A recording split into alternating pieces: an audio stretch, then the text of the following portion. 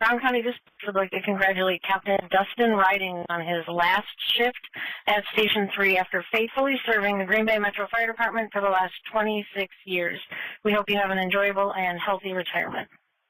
On the other side of things, a Green Bay Metro Fire captain is calling it a career this morning. Captain Dustin D.R. Ridings has served the area for more than 25 years. Captain Ridings joined the Green Bay Metro Fire Department in April of 1999. There he is. Before that, he worked with other departments, including the Chippewa Fire Protection District, Cadet Ambulance, and Eau Claire Airport Fire Department. He also serves with the Oconto Fire Department as a paid on-call firefighter. You know, it's a lifetime of memories. We go through the best and the worst together. You build those bonds from working with each other. You learn to depend on each other.